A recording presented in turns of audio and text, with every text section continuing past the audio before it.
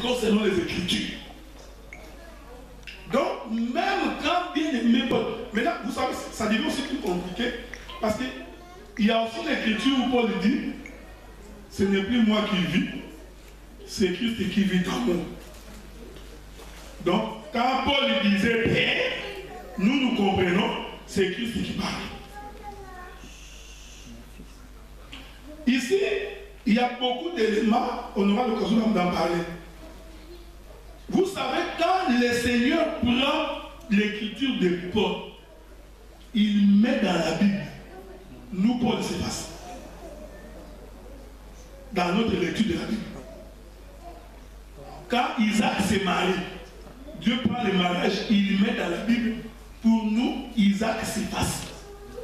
Nous comprenons que ce qu'Isaac fait là, il explique la pensée de Dieu. Ce que Paul dit, il explique la pensée de Dieu. Nous les répétons. Pourquoi nous sommes en train de répéter ces choses? Parce que nous avons l'occasion de répéter la parole à plus vite. Qu'est-ce qu'Ésaïe nous dit? Ésaïe chapitre 55, verset 10.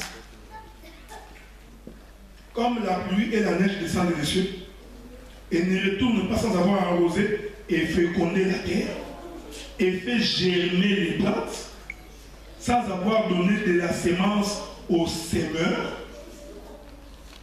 et du pain à celui qui mange.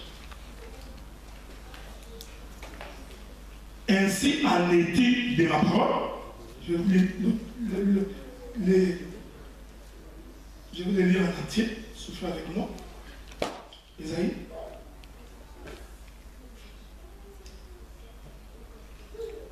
Je peux lire pour toi. Oui, oui, merci. Comme la pluie et la neige descendent des cieux et n'y retournent pas sans avoir arrosé, fécondé la terre et fait germer des plantes, sans avoir donné de la sémence au semeur et du pain à celui qui mange, ainsi en est-il de ma parole qui sort de ma bouche.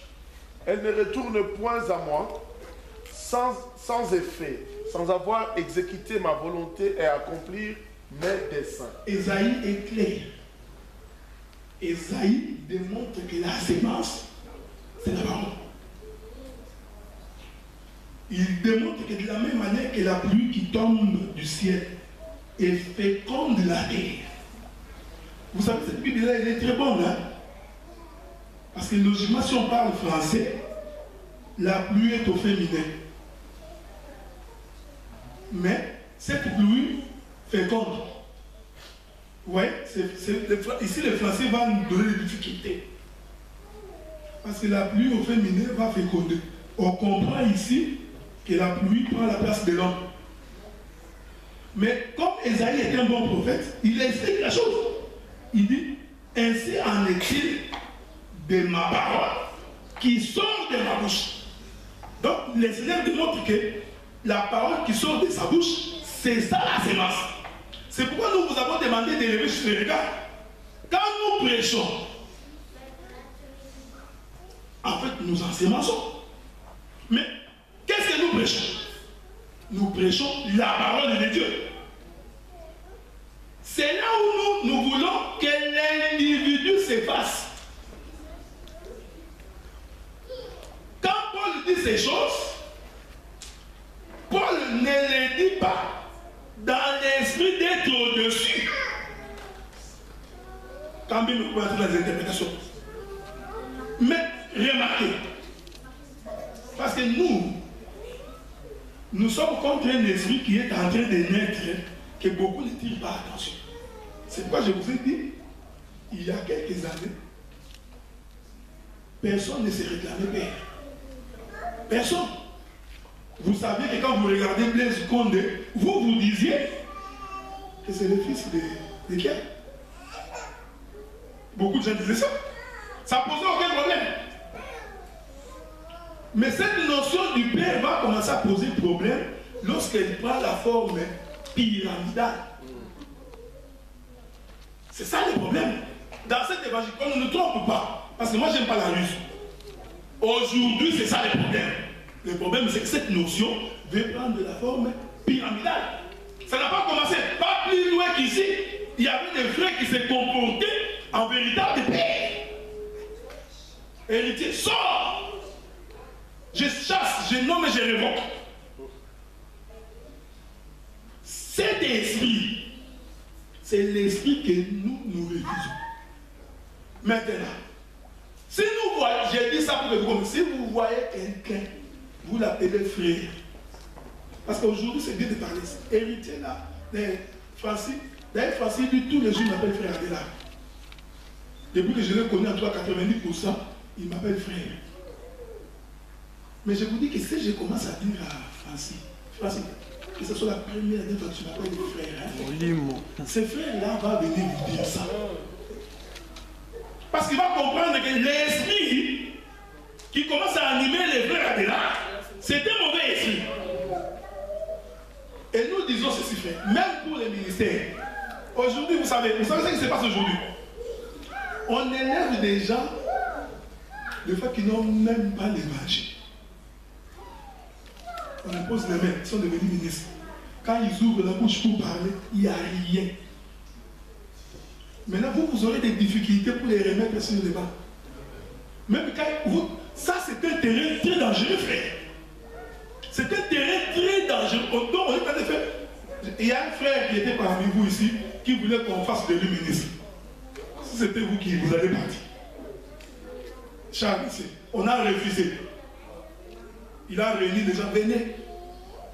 Nous, on a compris que si on va là-bas, on va faire de ses frères ministres. Une fois que vous les faites ministres, pour les remettre sur le banc, ça va appeler les tracteurs. Même quand le peuple verra qu'il ne connaît rien. C'est pourquoi vous verrez que les gens comme ça ont des difficultés pour évoluer. Il y aura des murmures parmi le peuple. Il y a thé, le côté. Maintenant, pour refuser que par mon aide le côté, il va commencer à refuser qu'on l'appelle frère. Parce que dans son esprit, c'est que, parce qu'il comprend que je n'ai rien. Aujourd'hui, c'est dangereux parce qu'on prend des gens, tout le monde est différent. C'est là où nous avons dit, ça c'est pas un problème. Le ministère c'est un son. Quand tu te mets à parler, même si tout le monde te conteste, frère, les gens sauront que là-bas, nous écoutons les sons. Vous comprenez ce que nous disons? C'est là où nous disons, cette notion, elle devient, il y a la subtilité, c'est devenu tout, on voudrait en faire toute une doctrine. Et nous le disons par rapport à beaucoup de choses. S'il te plaît, écris une écriture. Oui. On va finir bientôt. Nous nous excusons pour avoir dépassé largement le temps qui était imparti parce qu'on s'était fait une discipline que le culte devrait normalement se terminer à 12h juste. Là, nous sommes au-delà du temps réglementaire. Mais j'aimerais souligner une chose, frère. Cette notion du Père, si tu ne le sens pas aujourd'hui, demain, tu vas le sentir parce qu'elle va nous créer des problèmes. Nous ne disons pas que notre enseignement se base seulement parce que les gens sont en train de dévier. Non. Nous voulons que cela soit assis dans nos cœurs et dans notre vie, qu'au milieu de nous, personne n'est Père. Je prends l'écriture de Luc chapitre 8, verset 11. La Bible précise bien. Voici ce que signifie cette parabole. Donc la parabole du semeur et de la sémence. Donc, voici ce que signifie cette parabole. C'est un court verset. La sémence, héritier, tu lis l'écriture. La sémence, c'est la parole de Dieu. Je voulais souligner ça pour te dire que la sémence, c'est la parole de Dieu. C'est celui qui donne la sémence qui est Père. La parole qu'on vous enseigne ne vient pas de moi, ne vient pas de Charles, ni de Julien qui marche, je ne sais pas. La sémence, c'est Dieu qui est l'auteur de la sémence. Même si nous mourrons aujourd'hui, tu n'auras qu'un seul Père qui est le Seigneur Jésus-Christ. Cette notion du Père, je souligne encore, est lié à la sémence.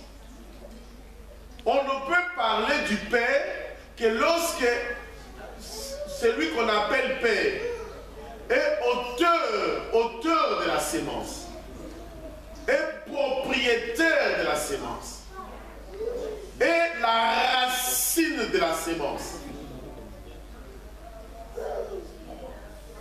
Si l'auteur de la sémence n'est pas Christian Kayumba, ne l'appelle jamais Père.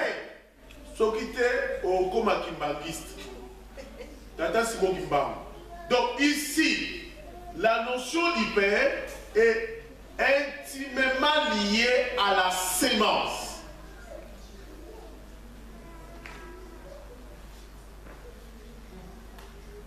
Mais le ministère, là je vais encore aller plus loin.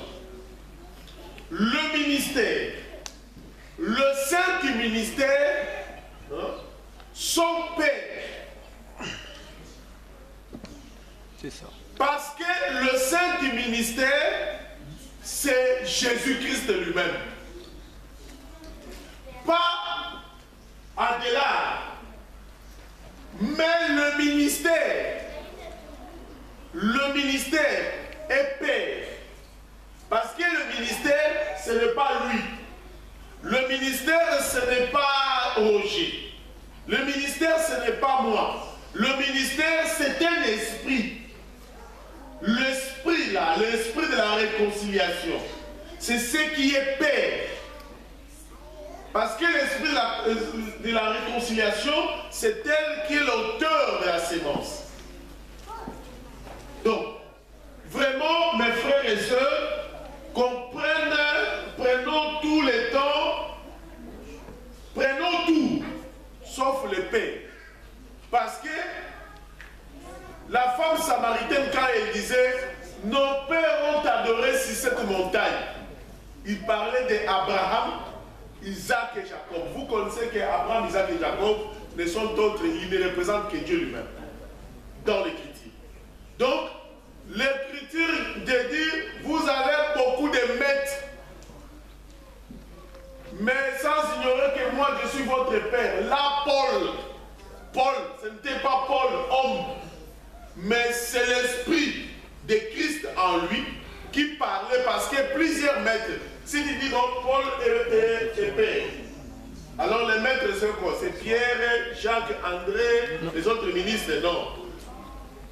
Les maîtres, ce sont les enseignants, les maîtres, ce sont les ministres, hommes qui sont là, qui sont comme des maîtres, et les pères, c'est-à-dire celui qui a donné la sémence au sémère, c'est Christ. Donc la notion, nous devons garder cette notion du Père réservée à Christ lui-même, l'auteur, lui qui fait tout en tout. Nous sommes des serviteurs inutiles. Je dis bien inutiles. Inutiles. Donc ne m'appelle pas Père. Ça, j'insiste. Même si je meurs aujourd'hui, ne m'appelle jamais mon Père. Je vais pas poser. Bon, on va très vite pour courir. Hein. Vous savez, j'avais dit la fois passée que lorsque le Nouveau Testament pose problème, appelons les autres témoins. C'est simple. Je crois que je l'ai dit à Kazarine. Une petite question de la sœur, en fait, elle veut savoir, alors les pères spirituels, est-ce qu'on ne doit plus appeler les gens pères spirituels? C'est lui qui t'a prêché l'évangile. Père spirituel, c'est diabolique. Bon, le problème ici, frère, je vais dire une chose. Je m'excuse de le dire. Père spirituel. Vous savez, quand nous avions embrassé ces choses, nous l'avions embrassé, c'est parce que nous avons constaté que la plupart des gens faisaient du n'importe quoi. Malheureusement, je suis en train de constater que nous commençons à vouloir rentrer comme eux. Ça se voit. Parce que c'est là-bas que nous avons vu, je vais le répéter, frère. Et les gens aiment ça. C'est là-bas que nous avons vu cette notion du Père prendre de l'ampleur. C'est là-bas que nous avons vu cette notion de consécration. On évite le père qui vient consacrer ses enfants. Partout. Frère, c'est comme ça que nous avons quitté ces choses. Moi, je suis très étonné de remarquer que vous vous êtes rendu compte que ça donne de la gloire. Voilà pourquoi vous voulez faire comme eux. Maintenant, quand vous descendez, que quand on vous accueille, le papa et le père est arrivé. Tout le monde se courbe. Même quand tu mènes une vie de débauché, mais c'est le père. C'est le père. Nous avons copié ça chez le monde. Cette notion n'a jamais existé parmi nous. Je vais dire, parce que l'homme nous aide à comprendre ça, frère. L'église n'a pas commencé aujourd'hui. Remarquez, n'est-ce pas que Moïse aussi est quelque sorte comme un père pour Israël? Mais est-ce que Moïse a-t-il fait quelque chose par lui-même pour Israël? Parce que la notion des eunuques est une notion importante pour comprendre. Je l'ai dit, dans la cour du roi, pour garder les femmes du roi, le roi devait se rassurer que les gens qui gardent ma femme, les gens qui nourrissent ma femme, les gens qui donnent les produits de beauté, les vêtements à ma femme, ce sont des eunuques. Des gens qui n'ont pas de sémence. Laissons d'abord Paul à côté. Parce que moi j'ai dit que Paul était l'eunuque. Paul n'a aucune sémence pour donner des enfants. Quand Paul dit ça, c'est ici l'évangile, frère. Amen. Parce que si tu répètes ça, nous comprenons. C'est ici l'évangile. Quand Paul dit, laissez d'abord, il faut appeler les autres ministres qui viennent dans ton assemblée pour voir s'ils vont dire Amen. Le roi, il s'est rassuré que pour que ma femme soit gardée, la personne qui garde ma femme doit être un eunuque. Quelqu'un à qui on a enlevé la capacité d'ensemencer. C'est ce qui intéressait le roi. Que tu sois mon tendre, Moulou, il s'en fout. Fulunga. Lui, tout ce qu'il voulait, c'est rassurer que tu ne vas pas engrosser sa femme. Pour que demain tu te proclames paix. Pour que demain tu dises, voici mon fils. Dans la cour du roi. Et quand le roi marchait dans sa cour, tous les enfants qu'il voyait, même s'ils ne connaissaient pas leur mère, ils savaient que ce sont ses enfants. Oui. Car ici, personne ne peut s'émasser à part moi. Oui. Frère, c'est important parce que ne peut monter sur la couche que le mari et sa femme. Donc si quelqu'un, lisant les Écritures, il veut nous faire comprendre qu'il a des enfants, parce que chanson de langage. Laissons les pères à côté. Oui, non, mais je vais rentrer dans la doctrine. Cela veut dire que, parce que la prophétie ne peut pas contredire la doctrine. Amen. Je le répète, la prophétie ne peut pas contredire la doctrine. La doctrine voudrait que nous, en tant que des eunuques, quand bien même que nous parlons, la sémence ne nous appartient pas. Amen. C'est ça la doctrine. Donc, tu ne peux pas venir dans la maison du roi, tu trouves l'eunuque assis en train de regarder la télé, et croire que c'est le mari de la femme. C'est cette pensée-là que nous voulons aller. Pourquoi nous enlevons cette pensée? Parce que nous constatons que nous voulons faire comme tous les autres. Parce qu'aujourd'hui, c'est connu. Quand vous parlez de l'église, c'est lui le père. Il est père partout. Vous comprenez? Même les églises qui naissent en Europe, lui en étant au Congo, il est toujours père.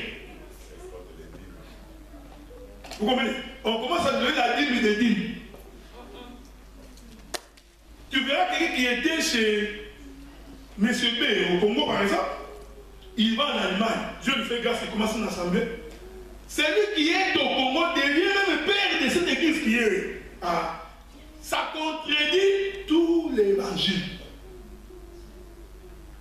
Ça contredit complètement tout l'évangile. Et cette notion, je vous l'ai dit, je vous le répète, si vous ne le prenez pas attention, vous me donnerez raison plus tard. Cette notion va vous empêcher de résister à l'effet. C'est comme ça que tu verras quelqu'un tombe dans la publicité.